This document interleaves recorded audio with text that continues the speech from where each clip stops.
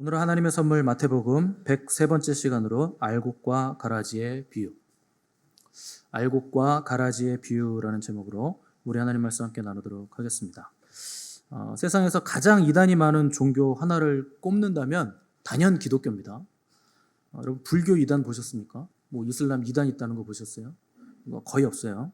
기독교만 유독 이단이 많고 가짜들이 많고 또 자칭 예수 그리스도라 하는 사람들이 전 세계에 엄청나게 많은데 예수님이 가장 많은 나라가 대한민국입니다. 우리나라에 예수님이 가장 많아요. 자칭.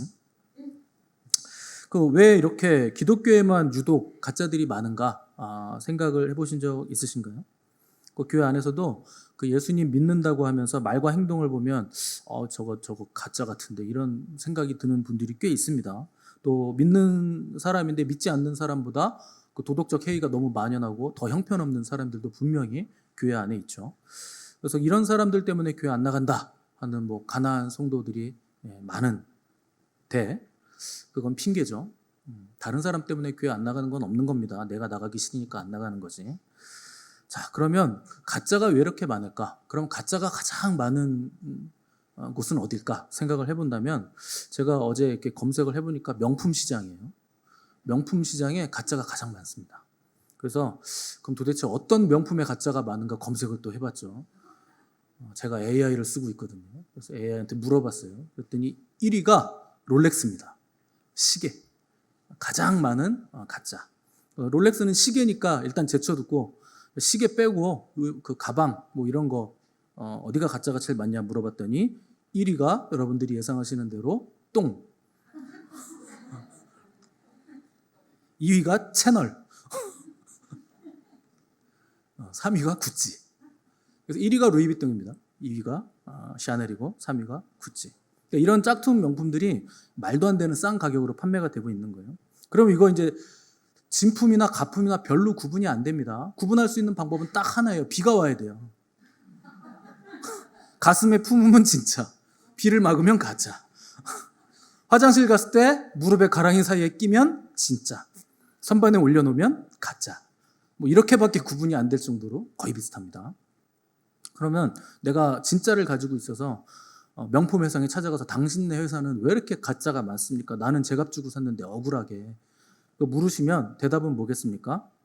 가짜가 많은 이유요? 하나밖에 없죠. 우리 제품이요. 진짜 좋은 제품이라서 가짜가 많습니다. 이거밖에 답이 없습니다. 마찬가지입니다. 기독교에 이단이 많은 이유는 뭡니까? 기독교가 진짜이기 때문에. 기독교가 진리이기 때문에 가짜가 많이 등장하는 겁니다. 자, 지난주에 우리는 마태복음 13장에 등장하는 8개의 천국 비유 중에서 첫 번째 비유인 씨 뿌리는 자의 비유를 살폈습니다. 자, 오늘 우리가 살피는 이제 가라지 비유는 씨 뿌리는 자의 비유의 다음에 나오는 이제 연속성을 가지고 있어요. 씨앗이 나오고 밭이 막 나오고 이러기 때문에 연속성이 있다는 거죠. 지난주에 우리는 씨앗이 옥토에 떨어지면 30배, 60배, 100배 결실을 맺는다. 이렇게 말씀을 나눴는데 오늘 이 말씀은 옥토에 떨어졌다고 해서 무조건 쉽게 결실 맺을 수 있는 건 아니다. 여기까지 나가는 겁니다. 그래서 열매를 맺으려면 과정 중에 분명히 어려움이 있을 것이다 하는 것이죠. 그 중에 가장 힘든 어려움이 뭐냐? 가라지라는 거예요. 이 가라지라는 어려움과 도전이 열매를 맺으려면 하면은 장애물이 만만치 않게 등장을 한다는 겁니다. 자, 오늘 비유의 스토리는 이렇습니다. 어떤 사람이 좋은 씨를 밭에 뿌렸어요. 근데 사람들이 잘 때 밤에 아무도 활동 안 할 때 그 사람의 원수가 와서 그 좋은 씨를 뿌린 밭에 가라지 씨를 섞어서 뿌려놓은 겁니다. 근데 나중에 가라지가 뿌려진 거를 모르는 거죠, 주인은. 그래서 나중에 이제 얘네들이 씨가 이렇게 발화를 해서 자라는데 날 때가 아닌데 먼저 막 나오는 애들이 있는 거예요. 봤더니 가라지가 엄청나게 많이 뿌려져 있더라는 겁니다. 그러니까 종들이 일하다가 그걸 보고서 주인한테 쫓아와가지고 주인님 큰일 났습니다. 주인님 우리가 좋은 씨 뿌렸잖아요. 근데 밭에 가라지가 엄청 많이 생겼어요. 이거 큰일 났어요, 주인님. 그러니까 주인이 말하기를 원수가 이걸 또 뿌려놨구나. 자기의 원수가 있다는 겁니다. 원수가 뿌렸구나. 또 종들이 물어봅니다. 주인님 그럼 우리가 가라지 다 뽑아버릴까요? 그랬더니 주인이 아니다. 가만둬라. 가라지 뽑다가 곡식까지 뽑히니까 그냥 놔둬라. 나중에 추수 때 내가 추수꾼들한테 말해서 가라지는 싹 다 먼저 뽑아서 정리하고 배서 정리하고 곡식단에 묶어서 불사르게 하고 나머지 곡식은 따로 추려서 내 곡간에 넣겠다. 이렇게 해서 알곡과 가라지의 비유가 이제 끝나게 되는 겁니다. 어려울 게 없는 비유죠. 너무나 쉬운데 지난주에도 말씀드렸지만 쉽기 때문에 비유는 어려운 겁니다. 너무나 쉬워서 해석이 이런 것 같기도 하고 저런 것 같기도 하고 아리까리한 거예요. 그래서 이 비유를 해석하기에 앞서 먼저 우리가 예수님 시대의 문화적 배경을 좀 알아야 됩니다. 농경 문화 같은 것도 알아야 되는데, 자, 예수님 시대 기록물에 의하면 당시에 나와 원수이거나 감정이 상하거나 이런 사람들이요, 복수하는 방법 중에서 가장 잔인하고 쉽게 복수할 수 있는 방법이 내 원수의 밭에 가라지를 뿌리는 거예요. 씨를 뿌리는 거예요. 파종할 때 씨를 다 뿌려놨는데 그 씨 뿌리는 그 파종 기간에 밤에 몰래 가서 가라지 씨를 같이 막 섞어서 뿌려 놓는다는 겁니다. 이런 일이 굉장히 많았다고 기록이 돼 있어요. 그러니까 예수님이 그 비유를 드신 거겠죠. 그래서 로마에서는 이런 일들이 너무나 많이 일어나니까 이걸 법적으로 규제를 했습니다. 남의 밭에 가라지를 뿌리는 행위에 대한 처벌 규정. 이게 법적으로 있었을 정도였어요. 그만큼 많이 가라지를 뿌리는 게 원수에게 골탕을 먹이는 아주 심각한 범죄 행위였다는 거죠. 오늘날도 이거 하는 나라 있습니다. 인도에서 이렇게 해요. 인도에서는 자기한테 해를 입힌 원수에게 보복할 때 밤에 원수의 밭에 가서 가라지를 뿌린다고 합니다. 25절 보시면 가라지를 덧뿌리고 갔다 이런 표현이 나와요. 자, 덧뿌렸다는 건 좋은 씨앗을 파종했는데 거기에 섞어서 덧뿌렸다. 그러니까 골라내지 못하게 덧뿌렸다는 겁니다. 자, 이렇게 덧뿌려진 가라지는 성장 속도가 가라지보다 그 알곡보다 훨씬 빨라요. 가라지가. 그래서 가라지가 먼저 치고 올라옵니다. 자, 먼저 치고 올라가니까 좋은 씨가 자라나는 걸 방해하겠죠. 그리고 먼저 빨리 자라니까 흙에 있는 양분은 가라지가 다 빨아먹겠죠. 그러니까 이게 굉장한 방해가 된다는 거죠. 그리고 나서 그 밭의 주인이 가라지를 뽑아서 나중에 그 흙을 제거하는데 가라지 씨앗, 뿌리 이런 게 있는 흙을 제거하는 데만 몇 년이 걸린답니다. 굉장히 오래 걸리고 심각한 경우에는 나중에 밭으로서의 기능을 아예 상실하는 경우도 발생할 만큼 양분을 가라지가 다 빨아먹는다는 거예요.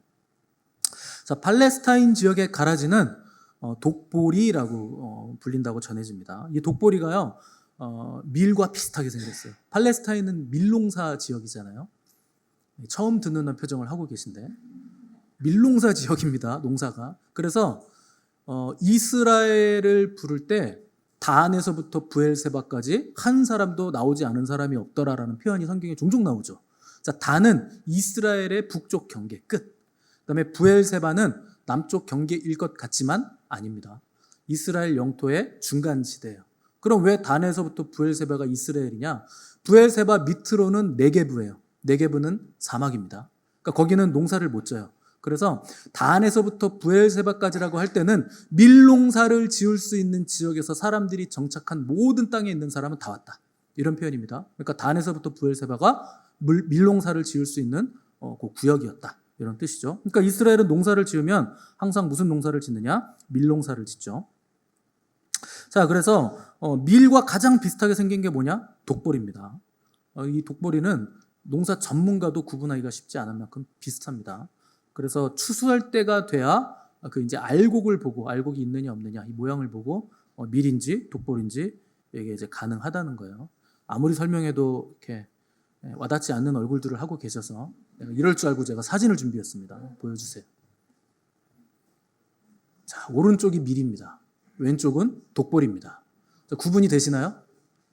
지금 거의 추수 때니까 여러분 조금 다르다는 걸 느끼실 건데 이게요, 추수 때가 아니고 그 전까지는 구분이 안 돼요. 거의 비슷하게 생겼습니다. 그러니까 이거 골탕을 먹으라는 거죠. 그래서 독보리를 사람이 잘못돼서 먹으면 설사와 경련을 동반한 구토 증사가 생기고 심한 경우에는 독보리 먹고 죽기까지 합니다. 위가 뒤집어져가지고. 그래서 이건 따로 모아서 먼저 다 태워버려야 되는 거예요. 자, 그러면 주님은 이 비유를 통해서 제자들에게 도대체 무슨 가르침을 주시려고 하는 것인가? 자, 먼저 37절 보시면 좋은 씨를 뿌리는 이는 인자다. 이렇게 되어 있습니다. 좋은 씨를 뿌리는 이는 인자다. 이거 지난주에도 똑같았죠. 지난주에도 씨를 뿌리는 분은 주님 자신이다. 이렇게 해석을 해주셨습니다. 근데 씨 뿌리는 자의 비유와 다른 점이 있어요. 좋은 씨는 저번에는 그 주님의 말씀이었잖아요. 선포하신 천국 복음이었잖아요. 근데 지금 여기에서 좋은 씨는 천국의 아들들이다. 그리고 나쁜 씨인 가라지는 악한 자의 아들들이다. 그러니까 해석을 여러분 씨라고 해서 무조건 하나님의 말씀이라고 해석하시면 안 되는 겁니다. 성경에 나오는 거를 하나로 딱 고정해가지고 이건 이거야 이렇게 해석하시면 안 돼요. 그리고 또 씨 뿌리는 자의 비유에서는 밭이 사람의 마음이었는데 여기서 가라지에 비유해서 밭은 세상이다. 이렇게 주님이 정확하게 지금 해석을 해주셨습니다. 그러니까 여기서 말하는 세상은 창조주 하나님께서 지으신 모든 세상, 그 세상을 말하는 거예요.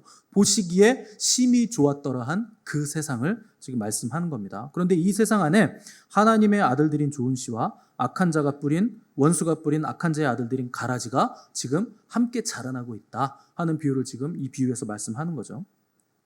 예전에 목사님들은 이 밭을요 교회라고 많이 해석을 하셨어요. 세상이 아니고 교회다. 왜 그랬냐면 그 중세 어거스틴이라는 신학자가 요거를 이제 교회로 해석을 했고, 그다음에 종교개혁자 칼빈도 이 밭을 교회다 이렇게 해석을 했습니다.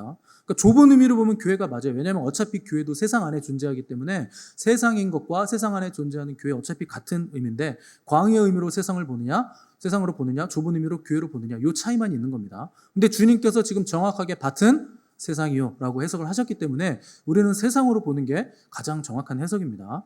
그래서 여기서 세상이란 건 하나님께서 창조하신 온 세상, 보이시기에 심히 좋았더라 하신 그 세상을 말씀하는 것이고, 그래서 요한복음 3장 16절 보시면 하나님이 세상을 이처럼 사랑하셨다 할 때 그 세상을 지금 얘기하는 거예요. 근데 계시록 11장 15절 보시면 세상 나라가 우리 주와 그의 그리스도의 나라가 되어 그가 세세토록 왕노릇하시리라. 그 세상이 이 세상이에요. 지금은 악한 자가 가라지를 뿌려서 알곡과 가라지가 함께 자라고 있는 세상이고, 선과 악이 공존하고 악과 불의와 의가 공존하는 세상이지만 때가 되면 마침내 우리 구주 예수 그리스도께서 세세토록 통치하시게 될 그 세상, 바로 그 세상을 지금 말씀하고 있는 겁니다.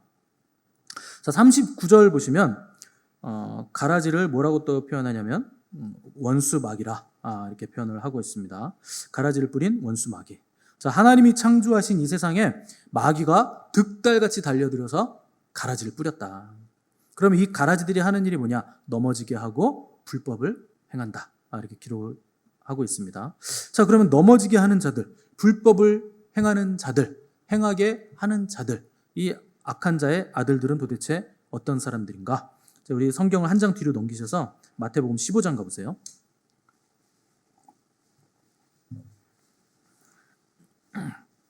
마태복음 15장 12절 13절 말씀 다 같이 읽어보겠습니다. 12절 13절 시작. 이에 제자들이 나와 이르되 바리새인들이 이 말씀을 듣고 걸림이 된 줄 아시나이까? 예수께서 대답하여 이르시되 심은 것마다 내 하늘 아버지께서 심으시지 않은 것은 뽑힐 것이니 아멘. 자, 지금 가라지의 존재가 등장을 했죠. 누구냐? 바리새인들, 사두개인들, 종교인들을 주님은 지금 내 아버지께서 심지 않은 자들이라. 그들은 결국 마지막에 뽑힐 것이다 하는 것으로 이 존재가 가라지들이 유대의 종교인들이라는 걸 구체적으로 말씀해 주신 거예요. 지난주 씨 뿌리는 자의 비유에서도 길가에 뿌려진 씨는 악한 자가 와서 뿌려진 것을 빼앗아 간다 그랬어요. 그 악한 자가 우리는 대개 사탄이라고만 해석을 하는데 주님은 그렇게 말씀하신 게 아닙니다. 구체적으로 누굴 딱 지목해서 말씀하셨는데 그게 누구냐면 바리새인과 종교인들.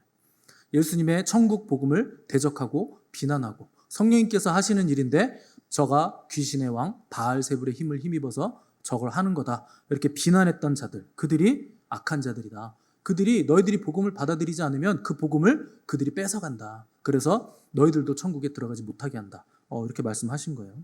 그래서 세상은 천국의 아들들과 마귀의 아들들이 지금 공존하고 있다 하는 것을 주님이 지금 말씀하시는 거예요. 세상에 있는 교회 안에도 알곡이 있고 가라지가 있을 수 있다는 겁니다. 여러분 해맑은 표정을 짓고 계신데 교회 안에 가라지가 있다니까요. 그럼 우리 이제 또 고민되기 시작합니다. 나는 알곡인가? 나는 가라지인가? 그럼 이건 머리 아프니까 그럼 쟤는 가라지인가? 누가 봐도 알곡 같은데 가라지인가? 버러진가? 여러분 우리가 예수님의 비유를 듣고 해석할 때 가장 많이 하는 실수가 잘못된 적용점, 잘못된 포인트를 가지고 그거 해석하려고 씨름하는 거예요. 그걸 잘하는 데가 어디냐면 신천지입니다. 그 신천지 이단은 이런 비유풀이를 가지고 이상하게 해석해가지고 교회 성도들을 엄청나게 미혹해간 거예요. 그거에 미혹 당하시는 분들은 저는 이해가 안 돼요. 그 앞뒤도 없이 비유풀이가 얼마나 문맥도 없이 이상하게 하는 해석인데요. 그 사람들은요, 문맥, 시대적 상황 이런 거 상관없이 필요한 단어들만 여기저기서 뽑아가지고 그걸 쫙 연결해놓고 이상한 교리를 만들어서 우리 총회장님이 재림 메시아다 뭐 이렇게 그냥 주장을 하는 겁니다. 여러분 그 들어본 적 없으시죠? 예를 들면 이런 거예요. 원숭이 엉덩이는 빨개. 빨가니까 이건 뭐예요? 사과. 결국 원숭이 엉덩이는 사과다.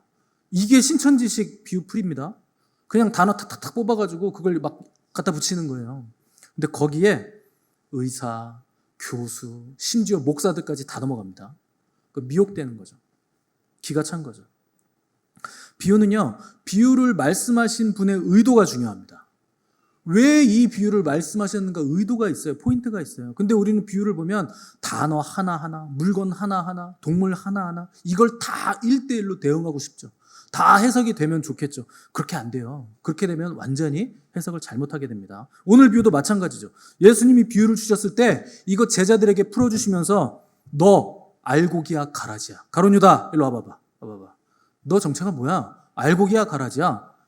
이거를 물어보려고 이거 비유 주신 거 아니에요. 이거 고민하라고 주신 거 아니에요. 근데 우리는 늘상 알곡과 가라지를 보면 난 가라지인가?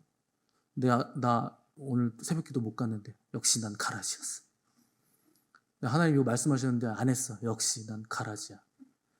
뭐 이런 생각들을 하시는데 그런 거 아닙니다.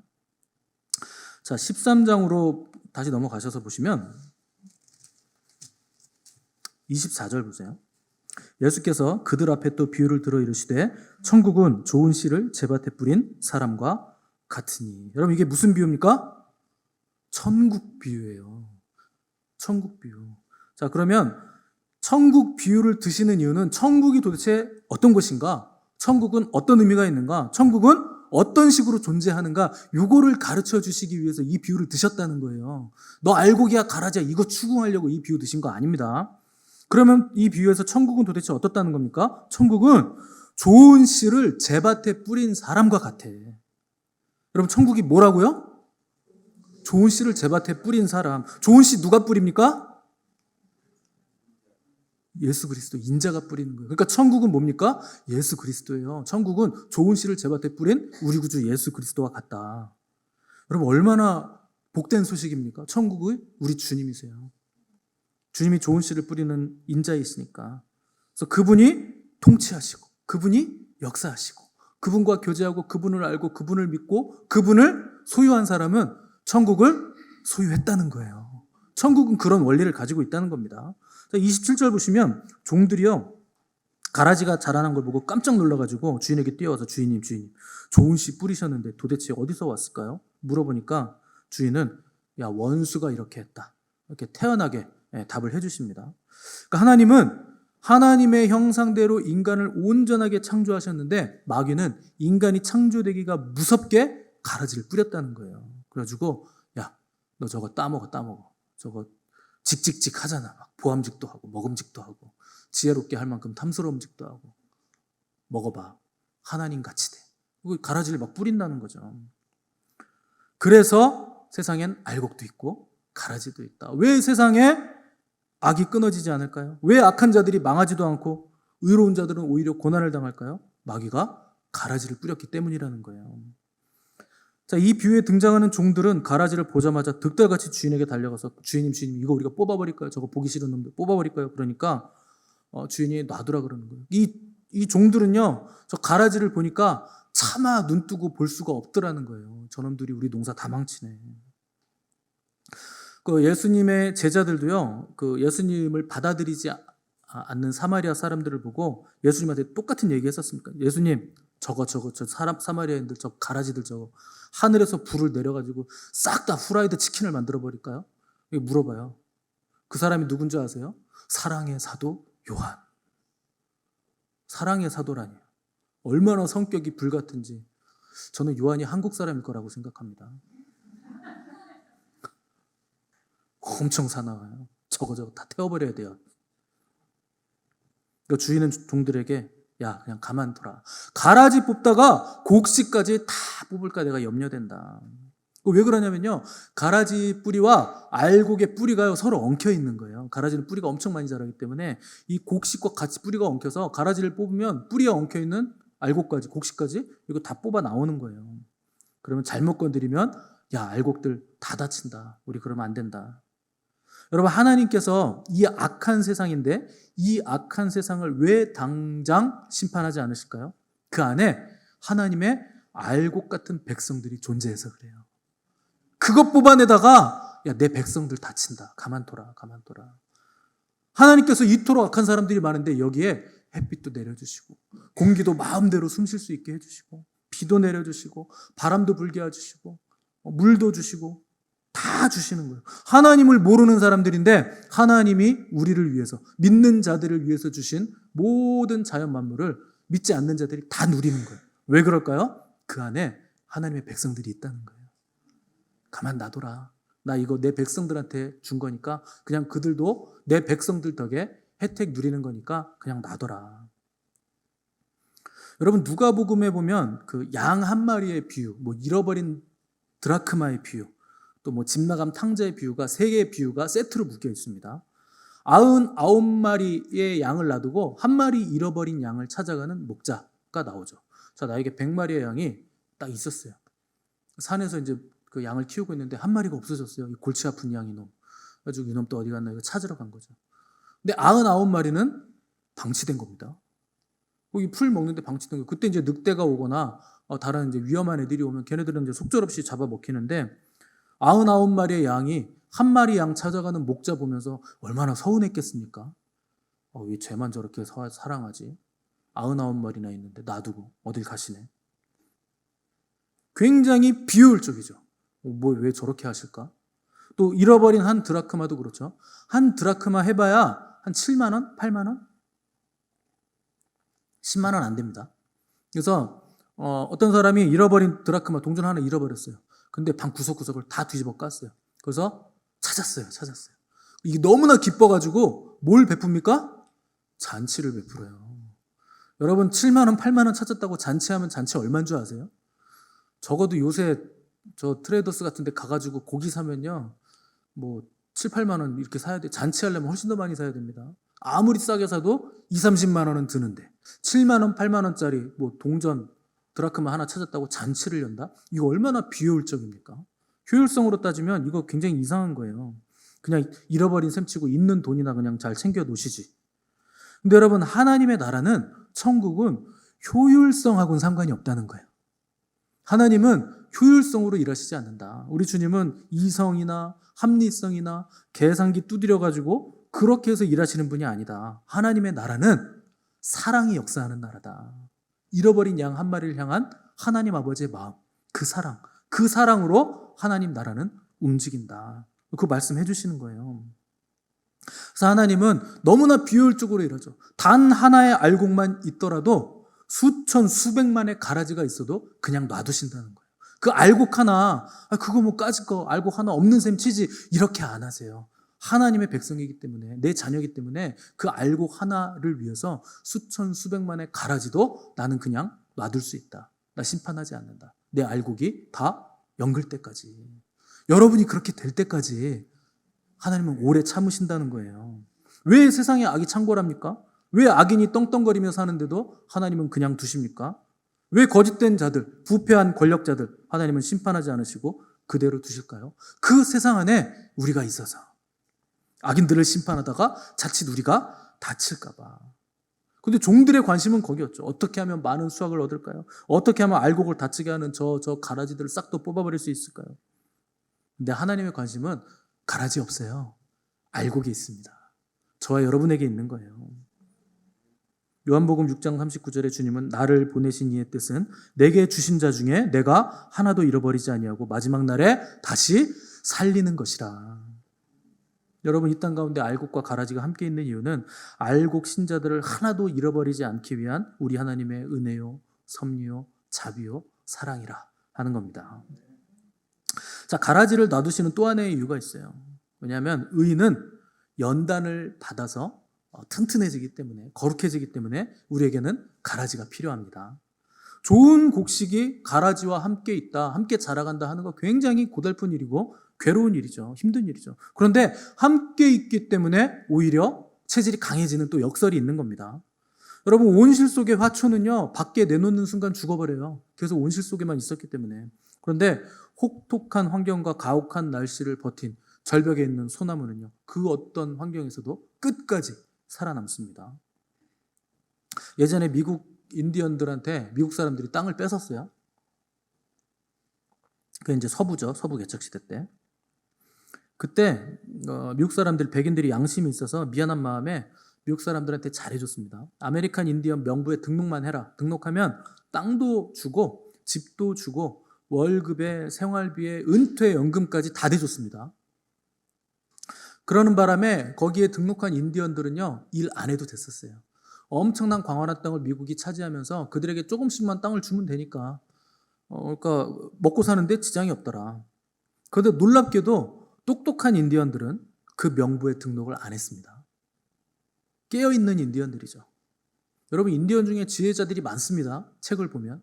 그래서 지혜로운 인디언들은 그 아메리칸 인디언 명부에 등록을 안 하고 그 편안한 조건들을 다 거부하고 자기가 직접 몸으로 뛰면서 일을 하면서 생계를 유지해 나갔어요. 왜 그랬을까요? 저 백인들의 정책이 우리를 죽인다. 이걸 알고 있는 거예요. 왜 죽입니까? 가만히 있어도 월급이 나와. 생활비도 나와. 연금이 나와. 약값도 나와. 병원비도 나와. 마지막에 65세 이상 되면 은퇴 연금도 나와. 그러니까 인디언들이요, 할 일이 없어졌어요. 사냥을 해서 먹고 살더니, 농사를 지어서 먹고 살더니 이제 할 일이 없어지니까 그때부터 뭘 했느냐? 술 마셔서 알코올에 중독되고 아편, 마약에 중독되고 그러더니 인디언들의 삶이 완전히 다 망가지더라는 거예요. 여러분, 잘 기억하세요. 세상에요, 공짜는 엄마가 주는 밥밖에 없어요. 잘 기억하십시오. 엄마가 주는 밥 외에 공짜 없어요. 고통 없이 나에게 생긴 유익은 절대 나를 만들어주지 못합니다. 그런 거 거부하셔야 돼요. 자, 이 비유에서 종들이 주인님 가라지 뽑을까요 말까요? 물었던 종들이 누구인지는 예수님께서 해석을 안 해주셨습니다. 근데 학자들은 이거 너무 당연해서 해석 안 해주신 거다, 이렇게 말합니다. 여기 종들은요, 주님을 따르는 영적 지도자들이라는 거예요. 그 해석이 지배적입니다. 그런데 지도자들이 함부로 가라지를 뽑으면 안 되는 이유는 그들의 눈으로 봤을 때는 누가 알곡인지 누가 가라지인지 구별이 안 된다는 거예요. 사람의 눈으로는 알 수 없다. 그러니 추수 때, 심판 때 주님께서 하실 것이니 너희들 하지 마라. 그거는 너희들의 몫이 아니다. 심판은 주님께 맡겨둬라 하는 거죠. 알곡 같았는데 가라지인 사람이 있어요. 가라지 같아서 저건 누가 봐도 가라지야. 아유, 쯧쯧쯧 이랬는데 나중에 천국 가서 봤더니 천국에 있네? 그거 알곡이었던 거예요. 그러니까 우리는 모른다는 거예요. 가봐야 알지. 추수 때가 돼봐야 알지. 성경에 이런 사람이, 대표적인 사람이 2명 있습니다. 알곡 같았는데 가라지였고 가라지인 것 같았는데 알곡이었던 사람. 공교롭게도 신약에 1명, 구약에 1명 있고 또 공교롭게도 이름이 똑같아요. 사울입니다. 사울. 구약의 사울 왕은요, 처음에 왕으로 세워졌을 땐 분명히 알곡 같았어요. 얼마나 겸손하고 기름 부음 받아가지고 나 같은 사람이 어떻게 왕이 될까요? 막 겸손함과 낮아짐이 있던 사람이었는데, 그런데 사울이 권력을 손에 넣으니까 그때부터 엄청난 폭력성이 드러나게 됩니다. 그러니까 이 사람은요, 성령으로 시작했다가 악령으로 끝난 케이스. 알곡인지 알았더니 가라지였구나. 이렇게 끝난 케이스죠. 반대로 신약의 사울은 처음에는 가라지도 저런 상 가라지가 있을까? 저런 대왕 가라지를 봤나? 했을 정도로 교회를 핍박했던 왕가라지. 예수 믿는 자들을 발본색원해서 다 죽이고 옥에 가두고 그냥 초대교회를 쑥대밭으로 만들어놨던 인물이 사울이었는데, 오죽 자기가 악랄하게 핍박했으면 자기 소개할 때 나는 죄인 중에 괴수라. 자기 소개가 그거예요, 바울은. 그러니까 자기가 자기를 돌아보니까 I am 캡틴 가라지. 저는 대왕 가라지였습니다. 왕 가라지였습니다. 근데 다메섹 도상에서 예수님 만나서 회심한 뒤에 바울이 됐는데, 이 바울이요, 신약 성경의 대부분을 다 기록하고 전 세계 복음을 전한 왕 알곡으로 길이 지금 기억이 되고 있다는 거죠. 여러분, 교회를 박해하던 사울을 봤을 때 교회 지도자들이 아무래도 우리 교회의 큰 위험이니 우리 저 사람을 처단합시다. 왜냐하면 그때 이스라엘 안에는 질롯 땅이라는 게 있잖아요. 질롯이라는 게 뭡니까? 시카리들이 있어요. 그 안에 가슴에 시칼 품고 다니는 사람들. 물론 그래서 시카리는 아닙니다. 시카리오는 암살자라는 뜻이에요. 근데 시카리들이 시칼 품고 다니면서 삭 찌르고 도망가고 이런 사람들이 질롯 땅이에요. 끝까지 유대 민족성을 지키기 위해서 저항했던 과격분자들. 그러니까 초대교회 안에도 예수님의 12제자 안에도 질롯 땅들이 있었습니다. 근데 그런 사람들이 안 되겠어. 저 사울 저 사람 우리를 너무 핍박하고 교회를 쑥대밭을 만들었는데 제거하자. 이런 결정을 내렸다면 우리가 오늘날 보는 신약 성경은요. 복음서 4개, 요한 1, 2, 3서, 계시록 이걸로 끝이에요. 나머지 전부 다 사도 바울이 쓴 거예요. 성경이 얇아졌겠죠. 그러니까 여러분 우리의 시각으로 우리의 안목으로는 영혼을 보는 안목이 부족하다는 거예요. 그래서 누가 왕 가라진지 왕 알곡인지 왕 싸가지인지 뭐 알 수가 없죠. 그래서 놔둬라. 최후에 내가 다 정리하겠다. 그럼 도대체 주님은 오늘 이 비유를 통해서 천국 복음인데 하늘나라가 천국이 도대체 뭐 어떻다는 거 알려주시려는 건가? 여러분 이런 얘기 들어봤습니까? 이미와 아직. 이미 우리에게 임한 하나님의 나라와 아직 오지 않은 하나님의 나라 사이의 이 긴장감. 그게 이 비유의 핵심입니다. 내가 왕 가라진가 왕 싸가진가 이거 아니에요. 이미 임한 하나님의 나라와 아직 오지 않은 하나님의 나라 사이의 긴장 가운데 지금 우리는 살아가고 있다. 근데 거기에는 악도 있고 불의도 있고 못된 사람도 있고 다 있다. 왜 그런 줄 아니? 원수가 가라지를 뿌려서 그렇다. 그 얘기하는 거죠. 예수님의 초림으로 하나님의 나라는 이미 우리 안에 온 거예요. 근데 예수님의 재림으로 궁극적인 하나님의 나라가 올 건데 아직 오지 않았다는 거예요. 그 긴장 사이에 의와 불의가 지금 함께 있다는 겁니다. 그런데 이 긴장감 있는 이 과도기에 예수님을 메시아로 영접하고 믿음을 통해 거듭난 사람들은 이제 궁극적인 하나님의 나라가 임할 것을 기대하면서 지금 주님과 동행하는 삶을 살면서 알곡으로 지금 영글어 가고 있다. 지금 그런 시간이다. 이걸 가르쳐 주시는 거죠. 그런데 가라지들은 돌이키지 않을 거다. 그들은 오히려 반대로 갈 거다. 더욱 악해질 거고 지금까지 지은 죄 위에 더 많은 죄를 지어서 그렇게 계속하면 돌이킬 수 없는 길을 가게 될 건데 그때는 추수 때다. 추수 때는 심판을 받게 될 거다. 다행히도 아직 추수 때는 오지 않았습니다. 아직은 기회가 있어요. 지금은 심판의 때가 아니라 은혜의 때이기 때문에 아직 예수님을 믿을 수 있고 회개할 기회가 우리에게 남아 있다는 겁니다. 사람들은요, 하나님을 너무 쉽게 생각합니다. 그래서 쉽게 믿을 수 있을 거라고 생각하죠. 여러분, 믿음을 아무나 가질 수 있는 거 아니에요. 지금이 은혜 받을 만한 때고, 지금이 구원의 날입니다. 오늘 안 되면 안 되는 거예요. 여러분, 그 심판의 긴급성이 있으셔야 돼요. 구원의 긴박성이 있으셔야 돼요. 사람들은요, 하나님이 죄는 미워하시고 죄인은 사랑하신다고 말합니다. 정말 그래요? 하나님이 죄는 미워하시고 죄인은 사랑하십니까? 저도 그랬으면 좋겠네요. 근데 여러분 그건 말도 안 되는 소리입니다. 하나님이 만약에 죄만 미워하시고 죄인을 사랑하시면요. 죄만 지옥 가고 죄인은 천국 가게요? 여러분 하나님이 죄를 지옥 보내는 거 아니에요. 죄인을 지옥 보냅니다. 죄인을 무조건 사랑하시지 않습니다. 하나님은요, 예수 그리스도 안에서 회개한 죄인만 사랑하세요. 예수 그리스도 없으면 여러분 불가능합니다. 구원받는 거 불가능해요. 반드시 예수 그리스도 안에서, 예수 그리스도를 통하여, 예수 그리스도를 인하여, 예수 그리스도 때문에 여러분 하나님을 만나시고 구원을 받으셔야 되는 거예요.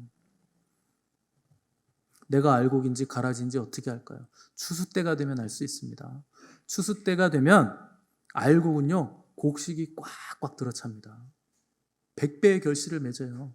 한 알 심었는데 나달이 100알이 넘어요. 얼마나 풍성합니까? 그러면 그 알곡은 어떻게 되겠습니까? 고개를 싹 숙입니다. 그럼 알곡은요, 고개를 숙여요. 근데 가라지는요, 안에 알곡이 없습니다. 비었어요. 어떻게 하고 있을까요? 네. 이렇게 하고 있겠죠. 목이 고다가지고. 뭐요? 이렇게 하고 있는 거예요. 뭐 어쩌라고? 하나님 뭐 어쩌라고? 그럼 여러분 마지막에 추수꾼들이 어떻게 가라지를 알아서 가라지만 먼저 따로 베어서 묶어 놓을까요? 불에 태우려고? 걔네들은요 다 서 있어요. 이렇게. 알곡은 다 숙이고 있고 얘네들은 서 있어요. 그래서 서 있는 애들한테 먼저 낫을 대서 수르륵 자르면 돼요. 그 모아가지고 전부 다 묶어서 풀무불에 집어넣겠다.